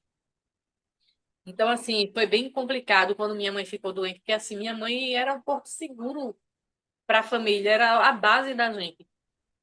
Então, assim, já não tinha vida muito boa com meu marido, mas teve um dia de domingo que eu cheguei do hospital, meu marido estava lá, eu pensei que a gente já ia brigar de novo, que ele me chamou. Ele fez, né, vem cá, eu quero falar contigo. Eu disse, ó, Ciro, não vem não, que eu tô tão cheia. Nesse dia minha mãe tinha passado mal, tinha vomitado sangue. Eu disse, ó, Ciro, não vem não, que eu não tô afim, não tô afim de brigar não. Eu acabei de vir do hospital, a mãe tava passando mal. Tudo. E ele fez, não, mas eu não quero brigar. Eu quero pedir perdão a você por tudo que eu fiz com você. Até agora eu fiz você sofrer muito e eu não quero fazer mais você sofrer. Aí ele falou, eu tinha pedido uma esposa a Deus para mudar a minha vida, Deus me deu e eu não estava reconhecendo isso. Que Deus tinha me dado uma esposa. E eu não estava reconhecendo isso. E de hoje em diante eu vou mudar a minha vida. Acho que eu nem acreditei. Eu disse, tá certo, você disse que vai mudar, então tá bom, tá certo. E não liguei. E com o passar do tempo, minha mãe passou mais ou menos internada há 20 dias. Minha mãe faleceu até numa sexta-feira. E ele realmente, pastor, meu marido, ele foi mudando. Teve o funeral da minha mãe, meu pai nunca tinha ido na casa da gente. Teve o funeral da minha mãe, a gente fez o enterro da minha mãe, eu estava com 6 meses de gravidez. E realmente meu marido ele foi mudando, foi melhorando, e eu fui vendo a mudança dele. Teve uma vez que meu pai foi lá para casa, a gente morava em Olinda, e atrás da nossa casa tinha uma barreira enorme. E foi onde eu vi o carinho, que eu comecei a ver o carinho que meu pai tinha. Eu acho que depois que a minha mãe morreu, ele quis demonstrar mais carinho para a gente. Quando ele olhou minha casa, ele fez assim, né? Como é que vocês moram aqui? Vocês não têm medo dessa barreira cair? Os pais, se cair, a gente morre, vai fazer o quê? É o lugar que a gente tem para morar. Aí meu pai fez, não, minha filha, não quero você aqui, não. Vamos lá para casa. Você sabe que lá é dividido. Você vai para lá, você e Ciro, tem um espaço lá para vocês ficam lá. Aí eu olhei para Ciro, Ciro olhou para mim, eu disse, e aí? Ele fez, vamos, seu pai não está chamando? E como lá na minha casa do meu pai era um primeiro andar, tinha a casa de cima e tinha a casa de baixo. Meu irmão mais novo já não estava mais, já tinham matado ele. E a gente se mudou para Olinda. Meu cunhado começou a namorar minha irmã e casou com a minha irmã. Casou com a minha irmã mais nova. E nesse período, a gente mora e realmente meu marido mudou, pastor. Meu marido mudou da água para o vinho, como se diz a história. Ele transformou. Eu digo assim, meu marido, ele só está faltando aceitar ser Jesus. Aceitar Jesus. Porque ele já compreende tudo, ele compreende tudo. E nesse período que a gente veio morar no Ibura, foi o período que eu comecei a frequentar a igreja, ainda estava grávida. Não cheguei a me batizar, mas eu comecei a frequentar a igreja. Eu ia todos os sábados para a igreja. Eu já deixei de trabalhar nos sábados. Ia todos os sábados para a igreja. Comecei a frequentar. Aí teve um período que meu pai que vendia a casa que a gente morava, que era um primeiro andar, um duplex lá. E a gente no início não queria, porque tava e os quatro morava tudo junto, tudinho, cada um tinha seu cantinho e não queria. Aí meu pai casou com outra mulher e disse: "Não, mas não dá certo não, vamos vender". Aí meu pai infernizou tanto para gente vender a casa que a gente acabou vendendo. Aí ele pegou, deu uma quantia de dinheiro para cada um, para os quatro, para nós quatro, para minhas 3 irmãs e para mim. Meus 3 irmãos e para mim. E a gente comprou aqui onde eu moro hoje, que é aqui no bairro chamado Pantanal, aqui no Ibura. Eu moro num lado, meu irmão mora no outro, e minhas irmãs moram tudo perto. A gente mora tudo encangado. Meu pai é que voltou para Vitória, quando ele estava com a esposa dele, ele voltou a morar lá em Vitória. E nesse período, tudo com meu filho, e eu sempre disse a Deus, Senhor, eu não quero criar meu filho nesse mundo, não. Eu quero criar meu filho nos teus caminhos. Foi quando eu, ainda grávida, voltei para a igreja. Voltei, não era casada com meu marido, a gente só morava junto.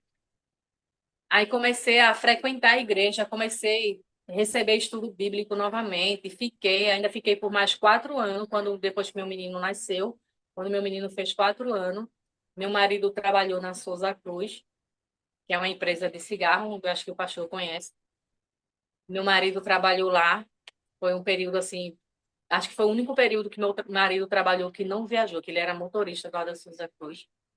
Foi o período que ele mais ficou em casa. E para ele, na empresa, para eu poder ter direito aos benefícios da empresa, a gente tinha que casar. E conciliou para eu me rebatizar, eu tinha que casar também.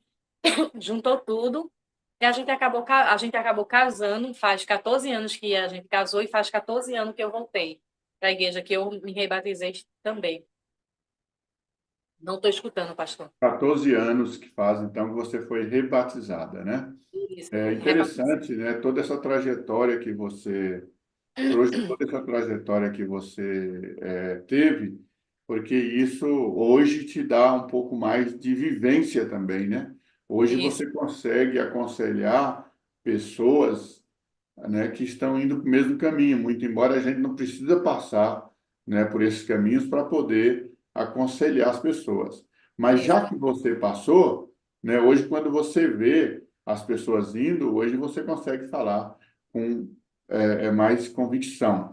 Então você volta para a igreja, faz 14 anos que você está na igreja, convivendo ali, e desse momento para cá, percebo que você está bem centrada, né? Lógico que perfeito ninguém é, né? Isso. A gente vai buscando a Deus, vai procurando cada vez melhor. Você citou aí, não, meu esposo ainda não é batizado, mas até peço oração, é uma pessoa, né, que bem diferente daquela, né? E Deus vai trabalhando na família inteira, na família inteira. Eu queria que você fizesse uma consideraçãozinha aí, fechando esse momento, se você tem mais alguma coisa para falar, porque aí eu quero entrar no contexto da sala, porque nós Não, já pastor, depois eu entrar no contexto da sala. Tem, mas não é tão. como que você conheceu a sala, como é que foi em meio a toda essa situação, né? E aí você já na igreja agora, quanto tempo faz que você está na sala e como que você conheceu? Pastor, que eu estou na sala fixo, fixo mesmo, faz 1 ano e meio mais ou menos. Mas que eu conheço a sala desde o início. Ah, Mas o pessoal da igreja, que como eu disse ao senhor, que com um jovem eu não tinha ânimo, mas com as senhorinhas, que ainda existem algumas até hoje, elas começaram a me mandar o link da sala. E eu acho que é isso, sala 57. E tinha uma irmã que falava muito mal dessa sala. Aí eu, meu Deus. Aí eu, por curiosidade, entrei, porque depois na pandemia, durante a pandemia, o Zoom foi uma coisa que ficou muito forte para ter reuniões da igreja, para ter culto, para ter umas coisas e outras. E eu entrei. Aí eu entrei, eu não demorava muito. Quando acabava aquele bom dia com alegria, era muito assim, muito, muito barulho, forte. E muito amor, eu te amo, porque assim, muito amor. meus pais, a gente não tinha hábito de dizer que amava, a gente não tinha esse carinho, não foi criado com muito amor. A gente demonstrava amor, mas não tinha esse carinho todo. A Então, dizer verbalização, falar, eu te amo, né? isso, apesar que minha mãe, vez e nunca, ela dizia que amava a gente. Meu pai nunca disse, mas minha mãe sempre, ela virou mexer, ela dizia.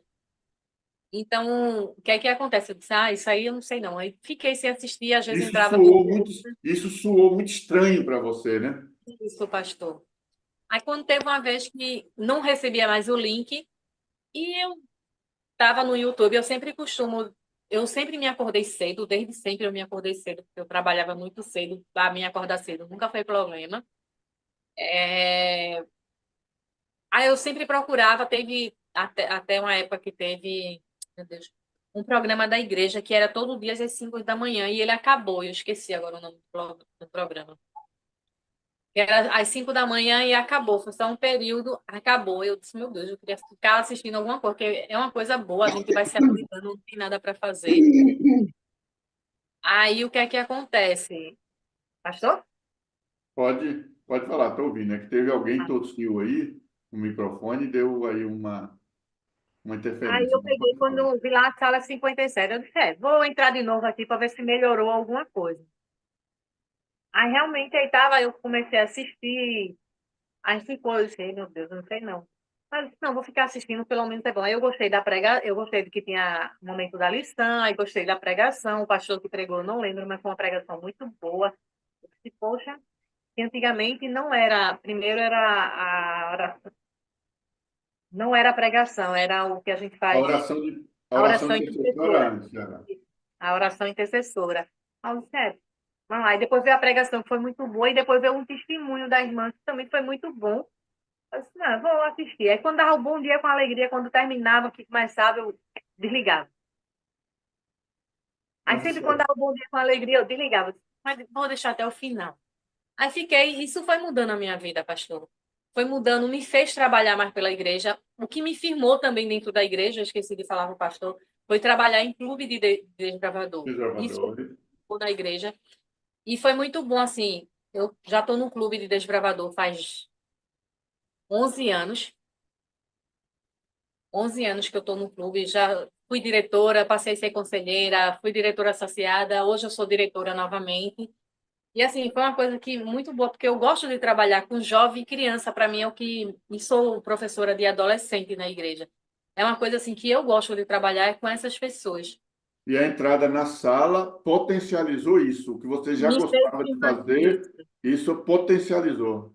Isso me fez trabalhar com ele de maneiras diferentes, de dizer a ele o amor de Deus na vida dele, o quanto ele é importante, dizer o quanto ele é importante e significante. Porque tem pessoas que dizem, eu não valo nada, eu não presto para nada. Isso que é isso, rapaz? Você é filho de Deus. Eu sempre estou dando palavra de ânimo para esses meninos. E foi o que tem me firmado trabalhar no clube. E depois da sala, eu comecei a ter mais ousadia para pregar, que eu tinha muito, era muito tímida. Não canto na igreja, mas eu ainda prego, ainda falo do amor de Deus. Faço evangelismo, não eu falo, mas eu ajudo nos evangelismos. Sim. Vou visitar, a gente dá estudo bíblico, isso tudo através da sala, pastor. Quando eu É comecei a ter um amor, interessante, é e teve um interessante, momento. Neia, ouvir você falando assim, por quê? Porque a gente sai de uma rotina comum, né? A gente sai de um direcionamento, que a gente fala, o famoso bate-cartão, né? Não, Isso, eu estou aqui, eu preciso fazer isso, parece que aquela coisa comum, né? E quando a gente entende isso, e a sala trabalha muito essa ideia, né? Quando a gente entende isso, parece que as coisas tomam cores, toma forma, cria propósito, né? E aí a gente trabalha agora com intenção e não fazer a coisa por fazer, por para preencher um obrigação. cartão apenas, né? Isso, Para alcançar metas apenas, mas faz com isso. intenção. Faz por amor aquilo, a obra de Deus. E assim, entrar na sala me deu mais ousadia. Eu fiz capelania, vou começar a atuar nos presídios com a irmã aqui próximo. E sobre isso também, como eu disse assim, eu trabalhar com jovem e adolescente, teve o filho de uma irmã aqui que foi parar numa boca, numa boca de fumo. E esse menino, se juntou eu com outra irmã e a gente acabou indo para esse lugar onde muita gente dizia que não entrava. Eu disse, mas quem entrou não foi eu nem a irmã. Quem entrou foi o Espírito Santo com a gente. É tanto, pastor, que quando a gente entrou, que era um lugar bem esquisito, uns becos, quando a gente entrou, aí teve uns meninos que davam logo nisso. Eita, a civil, tá aí cheio de civil. E só era eu e a irmã, pastor. Então, assim, o Espírito Santo, os exércitos de Cristo estavam entrando com a gente. Amém. Porque aqueles meninos, eles se assustaram e correram. E era só eu e a irmã que estavam entrando. Então, assim, Deus, ele é tão misericordioso que quando eu, no momento assim, eu disse, meu Deus, como é que o Senhor me fez entrar aqui? Se não fosse o Senhor, eu não entrava, não tinha entrado ali. E a gente, para os meninos que estavam vendendo ali, os rapazes, a gente pregou, a gente orou, a gente cantou com ele, mandou eles botar no telefone dele, pastor, hino, louvor para a gente cantar junto com eles. E eles agradeceram muito, irmã, foi muito bom. Ninguém fez isso aqui por a gente. Os evangélicos, eles passam, mas nunca pararam aqui para pelo menos fazer uma oração com a gente. E a gente ficou de ir lá outras vezes, a gente ainda não foi, ainda está devendo. Mas tem um bairro aqui perto, que é bem pauleira, que é onde o pessoal vende droga, assim, na rua, tudo. A gente para, a gente fala com os meninos, a gente abraça os meninos e eles gostam disso. Dizer, ó, você é importante para Deus, chamar eles para orar e eles fazem tudo isso. Isso foi depois da sala que fez esse amor, esse acolhimento. Bênção demais, viu? É muito bom a gente ouvir, né, que estar aqui na sala 57 é óbvio que não é simplesmente a sala, mas o conteúdo da sala, é a direção de Deus, traz, né, grandes benefícios, mudança de nossa vida e esse direcionamento. Você contou assim, na sua vida missional, o que que mudou, nas suas atividades na igreja. Agora me diz assim, agora eu vou fazer uma pergunta queima-roupa, sem combinação nenhuma, né? Em você, no sentido de comportamento, sentimento, né, conhecimento. Houve a sala contribuiu com alguma coisa? Forma pessoal? Contribuiu, contribuiu, assim, para eu não julgar mais as pessoas, não julgar as pessoas, mas olhar as pessoas com um olhar de amor. É Ok. tanto que não sentir raiva das pessoas, não sentir aquela coisa, sensação de ter raiva. Vou contar um episódio que aconteceu até esse sábado agora que passou. Teve uma pequena reunião de comissão que a gente teve, e teve um assunto que foi abordado na reunião de comissão que me chateou muito. Eu fiquei chateada com o assunto, mas não com a pessoa que levantou. E teve uma irmã que disse assim: porque o pessoal quer que a igreja quer fazer da igreja a sua casa. Eu disse: a questão não é fazer da igreja a sua casa, é respeitar a casa de Deus, mas respeitar o direito do outro também. Fiquei com raiva da situação, mas não fiquei com raiva da irmã. Se fosse outro momento, eu ficava chateada com a irmã e depois eu abracei a irmã, disse a ela que ama, e assim vai, pastor. Você consegue separar as coisas agora, né? As Porque às situações vezes, porque às separar. vezes coloca num pacote só, né? É como aquela velha ditado diz assim, né? Você não consegue separar, né, a água suja da criança, né? Você Isso, joga a bacia, água suja e criança tudo fora, né? Então você consegue separar uma coisa da outra, né? Isso é isso. muito Hoje bom. sim. Hoje sim. Sabe como que eu chamo isso, Neia? É de alguma maneira a Sala 57 vai contribuindo com a nossa maturidade espiritual. A gente vai amadurecendo mais espiritualmente, porque tem Isso. muitas pessoas que parecem crianças espirituais, né? É aquelas crianças birrentas, né? Então, faz as coisas para atingir os outros. E isso não é bom, isso não é de Deus. E a sala assim, tem me dado muita sabedoria também para falar com as pessoas, para ter mais assim paciência. Segunda-feira eu pedi oração pela minha irmã mais nova, continuo pedindo oração por ela. Só que a minha irmã, ela tem, às vezes tem uma maneira assim de pensar e às vezes isso me irritava da maneira dela pensar, porque não era a maneira certa. E hoje não, eu consigo entender ela mais um pouquinho. Às vezes eu paro, respeito do Senhor, vem cá, me dá a palavra certa para falar com a minha irmã. E Deus tem me dado isso até com meu filho, porque, como eu disse, eu tenho dois filhos. Eu tenho uma menina de 28 que é do meu coração, que é minha sobrinha. Quando minha mãe faleceu, ela veio morar com a gente. E tem o meu filho, de 19 anos. A minha filha não mora mais em casa, ela está morando em outro canto, na casa dela. E meu filho mora com a gente. Os dois estão fora da igreja, que vocês puderem orar por eles também, Alexandre e Dayana, essa oração por eles. E até com meu filho, porque meu filho, ele tem uma personalidade muito forte. E muitas vezes eu tenho que saber lidar com ele, porque assim, ele me fala as coisas já assim para me afrontar, e dependendo da maneira que eu responder, é só para contrair briga. Eu digo: tá certo, meu filho, é isso que você quer, tá bom.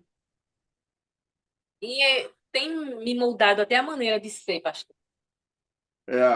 Isso vai contribuindo, né, com a forma que é entrada as pessoas dentro de casa, na igreja, no trabalho, né? Que bom, viu? Obrigado, viu, né, por esse Agradeço, momento de testemunho. É um momento pedagógico mesmo, de ensinamento. Pode ter certeza que o seu testemunho, a sua história hoje, muitas pessoas estão se identificando. Vê essas milhares de pessoas ao longo do mundo, muitas pessoas se identificando. E algumas pensam assim, bom, se Deus dirigiu a vida dela e hoje ela está assim na igreja, também vai dirigir a minha, porque ao longo da estrada vai encontrar pessoas que estão lá naquela situação familiar, vai encontrar pessoas, né, que estão vivendo as turbulências da vida, relacionamento, pensando em separar. Então, várias pessoas que vão ouvindo, assistindo, vão ali se adequando e assimilando dentro do seu contexto de vida. Fato é que eu quero deixar um recado aqui para você. Saiba de uma coisa: Deus nunca esquece de você. Amém. Deus Eu creio nisso. nunca se afasta. Deus nunca se afasta. E você aqui da sala também, saiba disso, viu? A gente pode até se afastar de Deus, mas Deus vai estar sempre insistindo. Assim como lá naquela balada, o Espírito Santo falou com a Neia: olha, isso aí não é a vida para você, não. Talvez para alguns aqui na sala hoje entrou porque estava meio também tenso. O que que eu vou fazer? Vou entrar na sala para ver o que que Deus fala comigo. Então Deus está falando para você: a vida que você está levando não é a vida que Deus quer. Para alguns a mensagem é essa, mas Deus está Aquele com vídeo você para resgatar. Né? Pode falar. O vídeo dos ossos secos, eu digo que é meu, foi da onde Deus me tirou. Eu estava num vale de ossos secos e Deus me ressuscitou. E hoje eu estou aqui para fazer a obra dele e eu digo: Senhor, aonde o Senhor quer que eu vá? Só Amém. põe o desejo no meu coração. E, como eu disse, meu marido ainda não é cristão. Eu digo que ele ainda não é, mas ele vai ser. E meu marido, ele tem me apoiado nas coisas da igreja. E eu agradeço muito a Deus por isso, por ele me apoiar naquilo que eu quero fazer na obra de Deus. Ele tem me apoiado, ele às vezes até me ajuda financeiramente também. E logo no início ele era um empecilho de eu ir para o presídio, mas depois eu conversei com ele, ele disse: se é isso que você quer fazer a obra de Deus, então vá. Porque o meu marido, pastor, quando eu dizia que eu ia fazer evangelismo, eu ia fazer, visitar as pessoas, ele dizia que isso era para os velhinhos que não tinham o que fazer. Que eu ia fazer trabalho missionário, ele dizia que quem tinha que fazer isso eram os idosos que não tinham o que fazer, aí tinha que fazer isso. Eu disse: não, meu filho, o trabalho de Deus é para todo mundo. Para todo mundo. É isso mesmo. Ô, Neia, quero falar aqui em nome da sala. Amamos você, precisamos de você para ser feliz. Você é a parte visível de Deus. Eu creio mais em Deus porque você existe, viu? Deus Ai, abençoe você e a sua família. amém. Eu também quero dizer para o senhor e para toda a sala que eu amo vocês. Eu preciso de vocês para ser feliz. Vocês é a parte de Deus. E agora eu esqueci, pastor. Fiquei nervosa. Eu creio Eu mais em creio Deus porque você que existe. Deus existe. Amém. Glória a Deus. Deus É, é eu quero você. fazer uma oração com você, pedir a bênção de Deus. Obrigado, tá, por esse momento Eu tão agradeço. profundo e tão especial. Estamos juntos aqui nessa família aqui, Sala 57, né? Estamos em movimento e a gente vai se vendo por aqui, tá? Amém, Obrigado pastor. mesmo, viu? Sinta-se abraçada pela Sala 57. Amém. Essa é a minha família. Vamos orar? Senhor nosso Deus, Pai querido, nós queremos agradecer pelas muitas bênçãos recebidas das tuas mãos. Obrigado pela vida da irmã Neia, pela sua família, os seus filhos, sua casa, sua história. Apesar das lutas que ela enfrentou, o Senhor, Pai, deu a vitória para ela. E ela está caminhando agora rumo à Canaã celestial. Pai querido, abençoe seu esposo, seus filhos, que todos eles possam ser guiados e trabalhados pelo Espírito Santo, para que Amém. possam estar um dia juntos também na sua santa casa, sonhando o mesmo sonho de encontrar Jesus Cristo nas nuvens dos céus e herdar as mansões celestiais também. Tome a mané em tuas mãos, Pai. Continue usando-a como instrumento, Pai. Por favor, abençoe grandemente a vida dela e abençoe também a cada um de nós aqui, Senhor. A cada história aqui nessa sala, a cada família desta sala, a cada pessoa aqui. É o que te pedimos e agradecemos em nome do Senhor Jesus. Amém. Amém. Graças a Deus. Muito bem, Néia, tá? Deus abençoe você grandemente, tá?